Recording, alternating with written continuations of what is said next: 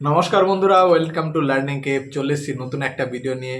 আজকে কিন্তু সবার জন্য সুখবর। যারা এনটিপিসির ভ্যাকেন্সি ওয়েট করেছিলেন তাদের জন্য কিন্তু সুখবর, অর্থাৎ অফিসিয়ালি কিন্তু এনটিপিসির যে ভ্যাকেন্সি আছে সেটা কিন্তু বেরিয়ে গেছে। তবে এখন শুধুমাত্র গ্র্যাজুয়েশন যারা আছে তাদের জন্য এই নোটিফিকেশনটা বেরিয়েছে এবং শর্ট নোটিশ অনুযায়ী, রেলওয়ে শর্ট নোটিশ অনুযায়ী কিন্তু যারা আন্ডার গ্র্যাজুয়েট অর্থাৎ এইচএস পাস তাদের জন্য কিন্তু 20 বা 21 তারিখের মধ্যেই কিন্তু নোটিফিকেশনটা বেরিয়ে যাবে। এবার এই নোটিফিকেশানে কি কি মেন জিনিসগুলো আছে সেগুলো আলোচনা করব, সাথে আরও কিছু গুরুত্বপূর্ণ তথ্য আলোচনা করব এনটিপিসি সম্পর্কে। তো দেখতে থাকুন পুরো ভিডিও, ভালো লাগলে অবশ্যই চ্যানেলটিকে সাবস্ক্রাইব করবেন। তো শুরু করছি আজকের ভিডিও। প্রথমেই বলে রাখি যে অনেকেই কিন্তু যেমন নেগেটিভ কমেন্ট করছিলেন ভ্যাকেন্সি আসবে কি না, নাও আসতে পারে, এর পড়াশোনা করে কী হবে।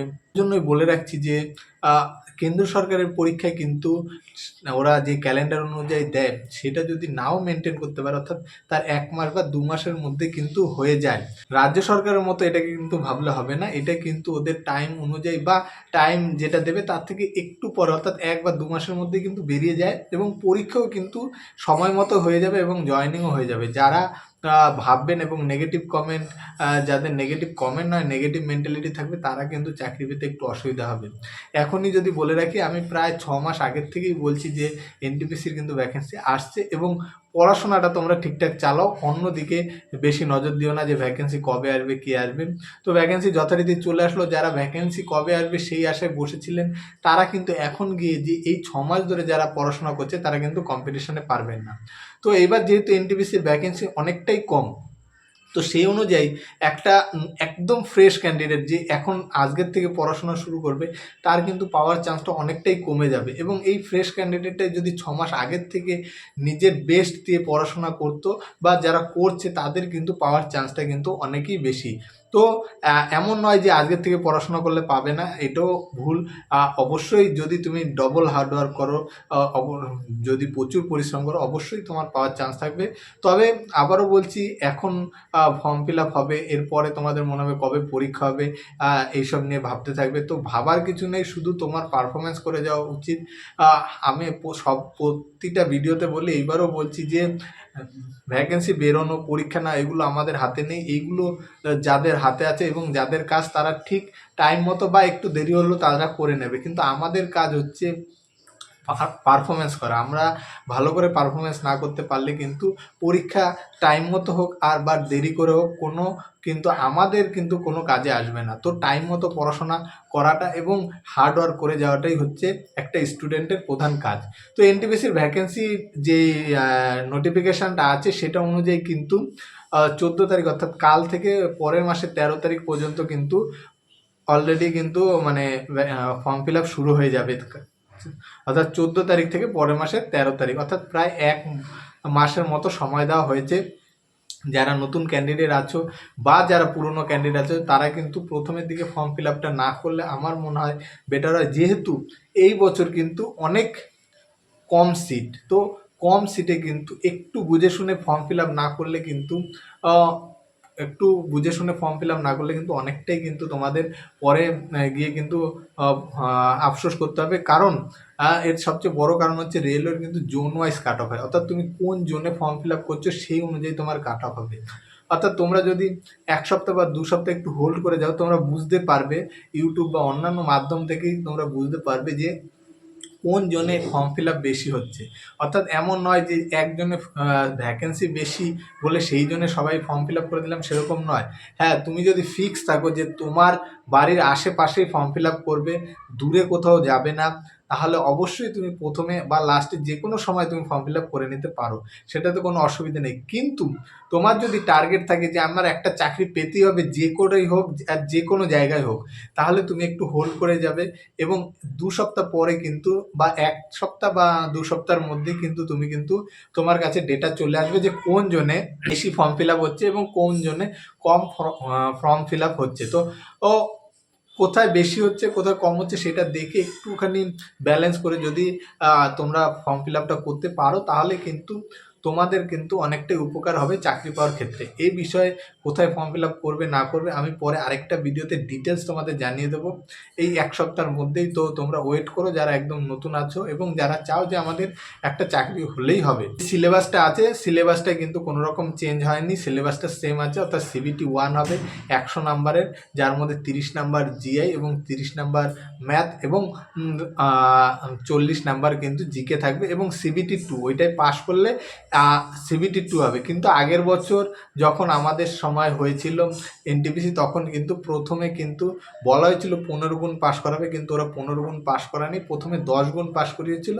পরে অনেক আন্দোলন অনেক কিছুর মাধ্যমে কিন্তু ওরা পরে 15 গুণ পাশ করিয়েছিল। কিন্তু এই বছর কিন্তু লিখে দিয়েছে CBT 1-এ মাত্র 15 গুণই CBT 2-তে পাশ করাবে। অর্থাৎ CBT 1-এ যত ক্যান্ডিডেট পরীক্ষা দেবে তার অনলি 15 গুণ কিন্তু পরের পরীক্ষার জন্য এলিজেবল। তো কম্পিটিশন কিন্তু প্রথমে কিন্তু আগের বছর বললাম যে 20% পাস করেছিল, তো প্রথমে কিন্তু 5% এই বছর কিন্তু কেটে দিয়েছে। আচ্ছা 15%-এর মধ্যে তোমার আসতে হবে। আর CBT 1-এর কিন্তু কাট অফ কিন্তু যোগ হয় না CBT 2 বা মেরিট লিস্টে। CBT 2-তে যখন তুমি পৌঁছে যাবে ওই 15 জন ক্যান্ডিডেটের মধ্যে থাকবে, তখন ওই 15 জন ক্যান্ডিডেটের মধ্যে যে পরীক্ষাটা হবে সেইটার মেরিট বেসিসে কিন্তু তোমার পরীক্ষা হবে। তারপরেও অনেক পরীক্ষা থাকবে, যেমন তোমার কোন পোস্টে তুমি পাচ্ছ।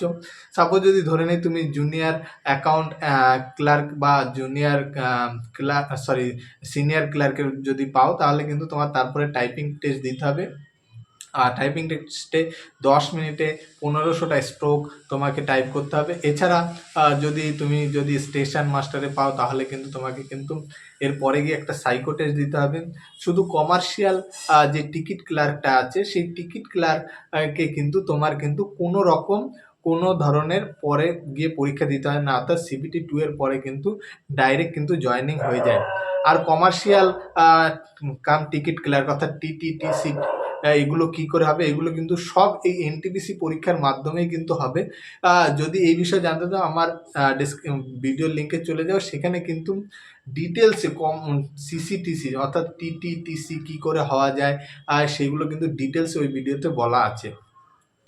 আর মোটামুটি কিন্তু সবই কিন্তু সমান আছে। যেমন তোমার 3 বছরের কিন্তু একটা ছাড় দেওয়া হয়েছে COVID-19-এর জন্য। তো বাকি যেই ডিটেলসগুলো আছে সেগুলো অলমোস্ট সেম আছে, যেগুলো আমি প্রতি ভিডিওতেই বলে থাকি।